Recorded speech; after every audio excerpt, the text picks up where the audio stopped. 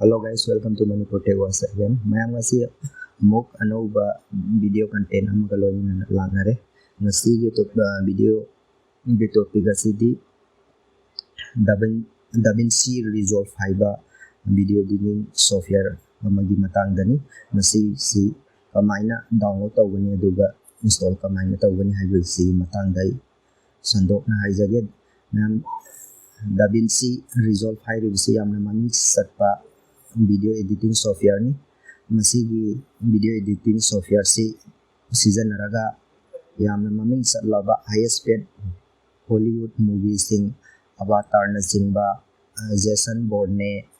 Golden Circle aduga Pirate of the Caribbean na singba movie taisu movie mayamam lay X-Men na singba hairiba Davinci Resolve hairiba video editing software si season naraga same kibani masigi video editing software si download tawraga install tawraga tamsalladi yamna kanaba tungda lakani haina khalli hairiba software si kamaina download tawgani amasung install tawgani haibigi matangda ngasi ai taksage aduduga masigi tutorial pamaga so marakta ayadum tutorial sing update tawjarake masi software sigi video editing software sigi matangda mayam video se hawrasi video se hawbadigi loiba ho yengbiyu ambada browser open tawraga sida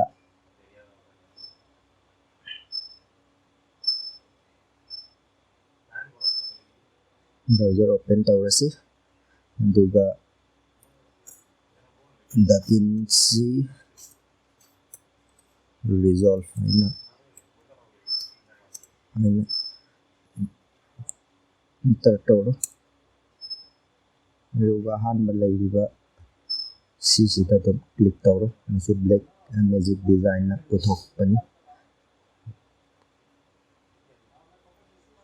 airibasi Davinci Resolve 18 hojik launch tawre latest version ni Davinci Resolve 18 sina latest version ni masi download taw geragadi scroll down tawro aduga sida free version paid version lay sida click tawraga su yare natraga makhada dum scroll down tawbiyo scroll down tawraga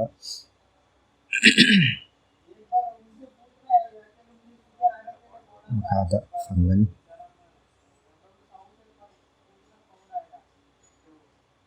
yamna maming layraba video editing software ni mayam sisi mayam masisi install tawraga try tawbiyo yamna kanagani masi software si sizinaba hairadi kan YouTube kibo oire any darkar oiba video editing tawbada awatpa layro haijani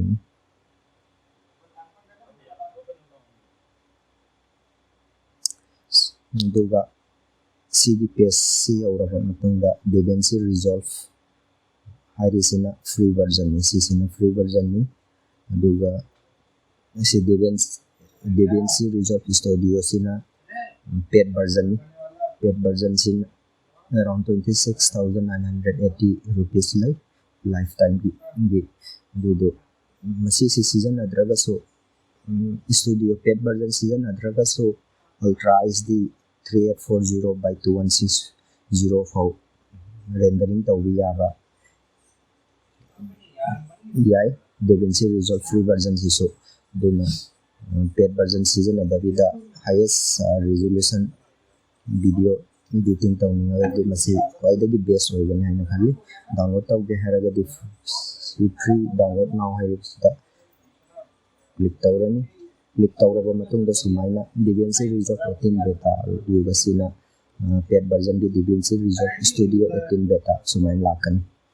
sina 17 version di hojik latest 18 version ni the Windows or Windows ta click tawbiro click tawrani aduga sida isage particular sing sida enter tawbiro ꯃꯤꯡꯅ ꯆꯤꯡꯕ address phone number ꯑꯗꯨꯗꯨꯒ ꯁ꯭ꯇꯦꯝꯅꯆꯤꯡꯕ ꯂꯣꯏꯅ ꯍꯥꯞꯄꯣ ꯑꯗꯨꯗꯨꯒ ꯁꯤꯗ register and download ꯍꯥꯏꯕꯁꯤꯗ click ꯇꯧꯕꯤꯌꯨ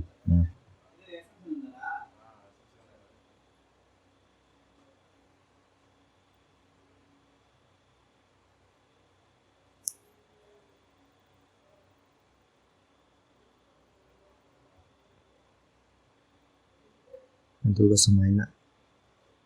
download ꯇꯧꯔꯒꯅꯤ file size ꯌꯥꯝ ꯆꯥꯎꯋꯤ 2.950 GB ꯗꯥꯎꯟꯂꯣꯗ ꯇꯧꯕ ꯂꯣꯏꯔꯦ ꯗꯥꯎꯟꯂꯣꯗ ꯇꯧꯕ ꯂꯣꯏꯔꯒ ꯑꯣꯄꯦꯟ ꯐꯣꯜꯗꯔꯁꯤꯗ ꯆꯪꯕꯤꯔꯣ ꯑꯣꯄꯦꯟ ꯐꯣꯜꯗꯔꯁꯤꯗ ꯆꯪꯉꯒ ꯁꯤꯗ ꯂꯩꯔꯦ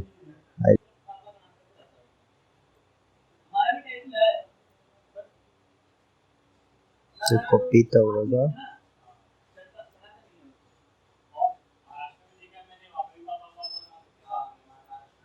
sida paste tawro desktop ta paste tawro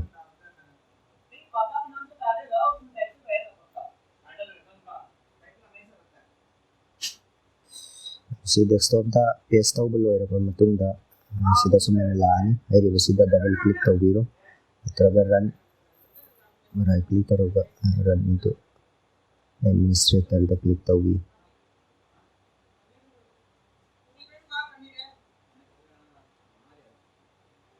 degi sumaina lakani sida yes click tawbiyo yes click tawraga sida in order to install Resolve you must install all these components loina click tawbiyo aduga install tawbiyo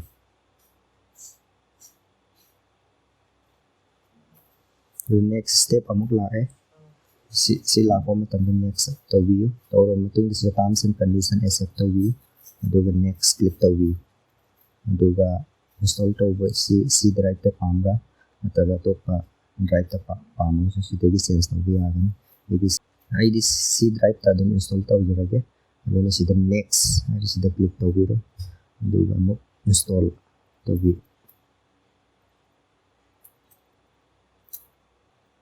install tawba loire aduga sumaina pop up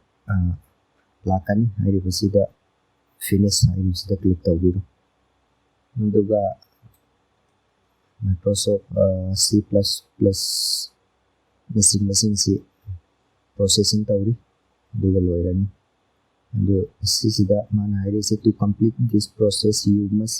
restart your computer haidi video recording tawramina no click tawrage aduga sida laire install tawra matungda sumaina shortcut fangani sida click tawbiro aduga sida magi features Davinci Resolve 18 ki features sida loina ire Black Magic Cloud collaboration simplified proxy workflow enhanced subtitle text and shape acceleration Apple Neural Engine support loina leire magi features sida support tawbisingsi matungda continue tawbiro matungda quick step setup se hojik tawba pambra natraga kona tawrasu yai tawbi haragadi sida quick setup sida click tawbiyo aduga muka operating system graphic card continue aduga kari pami SD pambra ultra HD pambra what type of project would you like to start SD pambra natra ultra SD pambra SD pambra sumaina hangani adu ida SD pame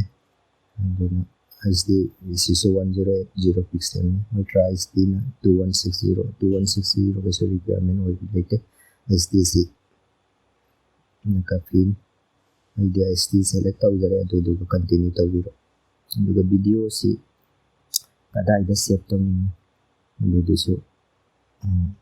yare video si save tawbasi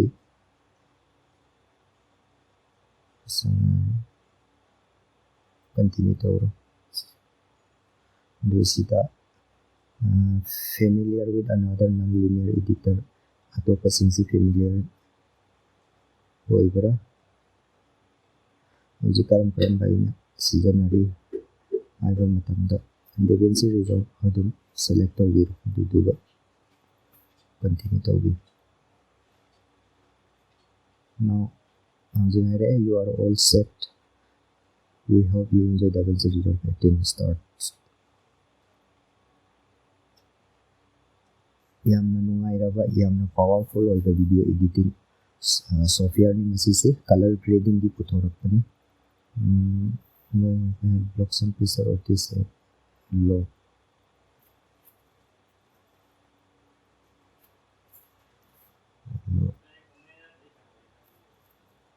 ꯑꯗꯨꯒ ꯁꯤ ꯄꯦꯖꯁꯤ ꯂꯥꯛꯀꯅꯤ ꯁꯤ ꯄꯦꯖꯁꯤꯗ ꯂꯣꯏꯅ ꯂꯩꯖꯔꯦ ꯁꯤꯁꯤꯗ video ꯃꯦꯗꯤꯌꯥꯅꯤ ꯁꯤꯁꯤꯗ video import ꯇꯧꯔꯒ ꯁꯤꯁꯤꯗ ꯏꯝꯄꯣꯔꯠ ꯇꯧꯔꯒ ꯇꯧꯕ ꯌꯥꯔꯦ ꯃꯦꯗꯤꯌꯥꯁꯤꯗ ꯆꯪꯉꯒ ꯁꯦꯀꯦꯟꯁꯤꯅ ꯁꯤꯗ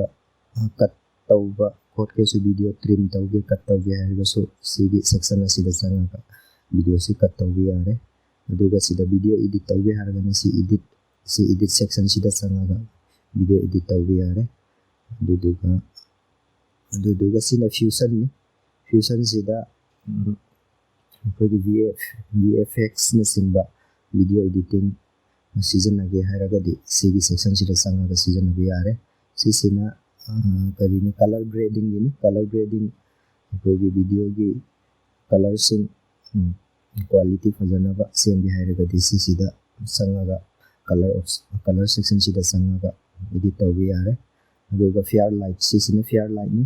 ꯐꯤꯌꯔ ꯂꯥꯏꯠꯁꯤꯗ ꯑꯣꯗꯤꯑꯣꯅꯆꯤꯡꯕ ꯏꯗꯤꯠ ꯇꯧꯒꯦ ꯍꯥꯏꯔꯒꯁꯨ ꯁꯤꯒꯤ ꯁꯦꯛꯁꯟꯁꯤꯗ ꯆꯪꯉꯒ ꯐꯤꯌꯔ ꯂꯥꯏꯠꯁꯤꯗ ꯏꯗꯤꯠ ꯇꯧꯕ ꯌꯥꯔꯦ ꯂꯥꯁꯁꯤꯅ ꯗꯤꯂꯤꯚꯔꯁꯤꯅ ꯚꯤꯗꯤꯑꯣꯁꯤ ꯏꯗꯤꯠ ꯇꯧꯕ ꯄꯨꯔꯥ ꯂꯣꯏꯔꯕ ꯃꯇꯨꯡꯗ ꯁꯤ ꯁꯦꯛꯁꯟꯁꯤꯗ ꯆꯪꯉꯒ ꯔꯦꯟꯗꯔꯤꯡ ꯇꯧꯕ ꯌꯥꯔꯦ ꯏꯁꯥꯅ ꯄꯥꯝꯕ ꯔꯤꯖꯨꯂꯦꯁꯟꯗ ꯗꯤꯂꯤꯚꯔꯁꯤꯗ ꯆꯪꯉꯒ ꯃꯌꯥꯝ ꯚꯤꯗꯤꯑꯣ ꯑꯁꯤꯁꯨ